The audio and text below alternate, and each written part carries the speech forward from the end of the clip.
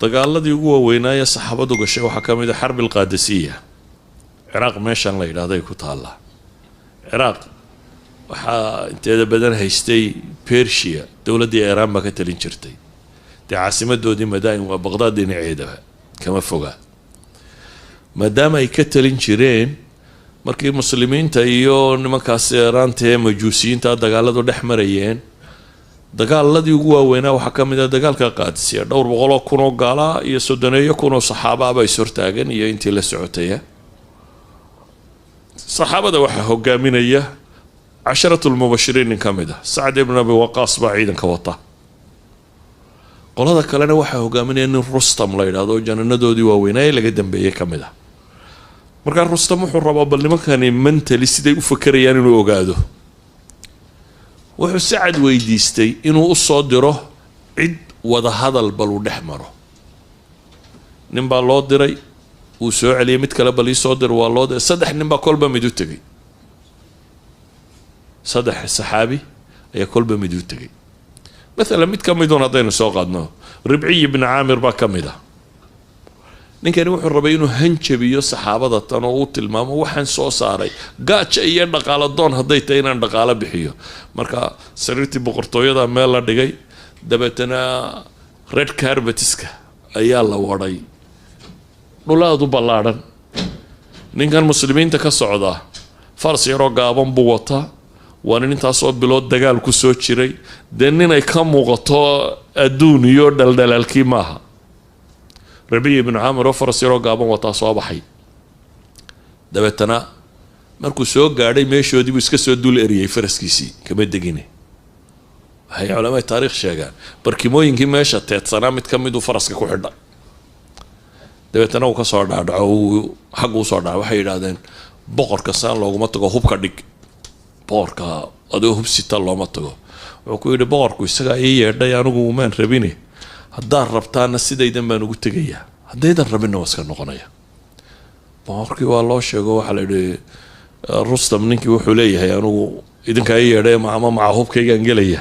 ama waa iska noqonaya soo daaya buu ku yidhi maca hubkiisa soo daaya isagoo wixiisii situu soo galay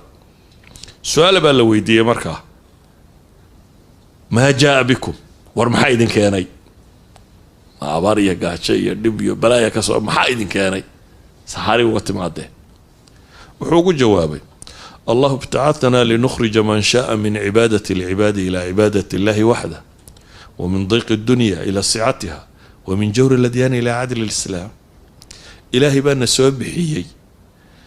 إن نكسر ردتك عدي ودونه الضومة هيس الضون سنة يانو إلهي الضومة ورقنه وحنوسع النابلين البنادم كحرينه مخلوق خلينا والضون سنة إلهي يقول إن يدتكو الضوء النقضان ودتكو حرية هلان بانو صعنا بولي عبادة إلهي قاركو النقض وحنو كلاو صعنا بولي إن ندتك دوني دا عريري قادة كسر رب اللي عيدا وصاره هذا وان كان كاربتية دا عص نكتايا عرشي قوين كفر ديا أيوه حكولة يا عريري كاسار يا عريري هو قلبي كان دونكو قيمة ولا ما فردية وين كاربتيدن iyo waxan ninkan ku fadhiyaa wax weyn oo qiimo uma sameynayso waxa kala fiican cadaaladda iyo maartay tawxiidkiisa iyo diintiisa iyo waxa istaa kala fiican marka wuxuu leeyahay adduunka waa dhibad ku qabtaaye ciriirigana duuman ka bixinaya waxaan ku saaraya maxay balaca adduunkan ku geynaya buu leeyahay waxaan kala u socdaa buu yiri diimaha dulmigooda inaan ka kaxayno islaamka cadaaladiisa ku saaro yani mowqifkani wuxuu sawirayaa ninka kani walow uu meeshan ninka xoolo badan oo ka birbirka adduunyo kaga fiican uu taagan yahay inuu muctaz bidiin yahay diintiisa wax u dhigantay inaanu jirin inuu rumaysan yahay taasi waxay keensanaysaa inuu qofkani diintiisa ilaashado ilaahay wuxuu leeyahay xataa haddii sida kale oo dhan laydinka xoog bato walaa tahinuu walaa taxzanuu wa antum alaclawna in kuntum mu'miniin war haliidanina baa layidhi ha murugoonina idinka koreeya haddii iimaanu jiro dad rumaysan tahay rabbiga ay ku xidhan tahay adaa koreeya salawaad adaynu tilmaamno oo saxaabadan reer Maka ah ee Nabi Muhammad alayhi salatu wasalaam rabbi yeesay u muuqdeena markii Bayt al-Maqdis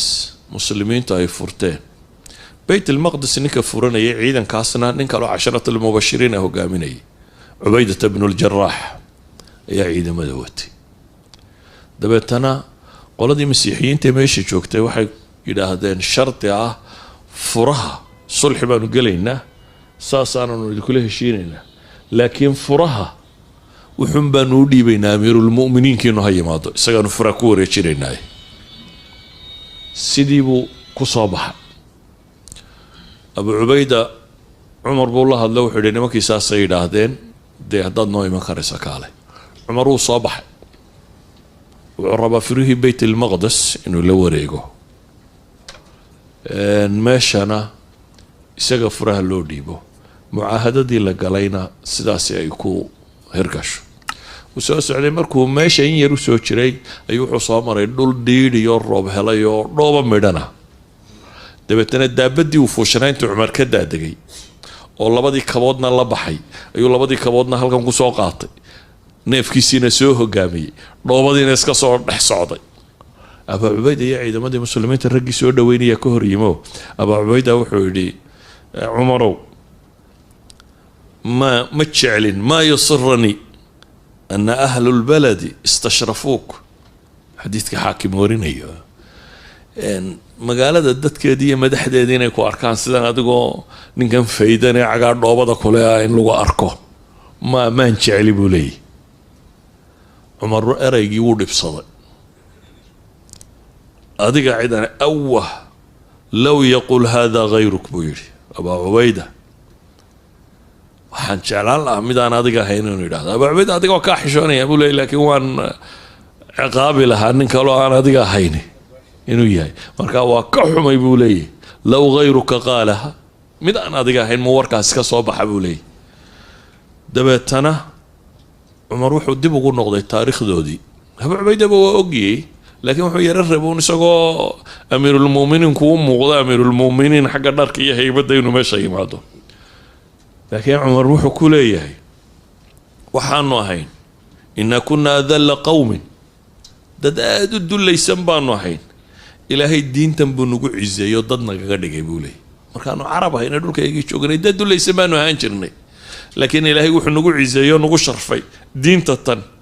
هدانو كرا دي نبو لي شرفت ميلان دين تيضا هين إلهي وانا ذلينيا إلهي الدين بو نقو شرفي waxaan diinahayn hadaanu sharaf ka raadina waa duloobayna waxaan uga dan leenahay waxaan uga dan leeyahay qofku mu'taz bidiinihi inuu rumaysnaado in wax ka maqan yihiin inaanu ogeyn bidbidkana adduunya inaanu qiimo badan ku lahayn taasi waxay keensanaysaa inuu diintiisa xoog u xajisto ilaahay isagoo nabi maxamed la hadlaya alayhi salaatu wasalaam wa min waraa'ihi saxaabada la hadlaya waxa la yidhi fastamsik billadhi uuxiya ilayk innaka ala siraatin mustaqiim وإنه لذكر لك ولقومك وسوف تسألون إلهي وحولي حجسو فاستمسك بالذي وحي إليك وحي لغوسو وحي يضي حجسو وايو جد صحبات كسوغان تيبا إلهي لي جد قمان بات كتاغانتي وإنه لذكر لك ولقومك قرآن كاسي وحي غاية دين تالغوسو دجينا شرف بوكوية هاي أديك يطلقا بابا إلهي لي إلهينا ويدين دونا مركا وحي ugu qaalisanaa inaynan siisanin maxay wax liita man kana yuridu al-'izzata falillahi al-'izzatu jami'a alladhina yattakhidhuna al-kafirina awliya'a min duni al-mu'minin ayabtaghuna 'indahum al-'izza fa inna al-'izzata lillahi jami'a marka waxa leenahay shayga koowaad waxa weeyaan inaynu qurbadan kaga baxno wixii ahlu kitaabkii hore ilaahay ku tilmaamay inay kaga baxayeen inuu kaga baxno wixii saxaabadii nabi maxamed calayhi salaatu wasalaam kaga baxday inaynu muctaz ku ahaano dad ku faanaya oo aan qarsanaynin diinta tar inaynu naqaano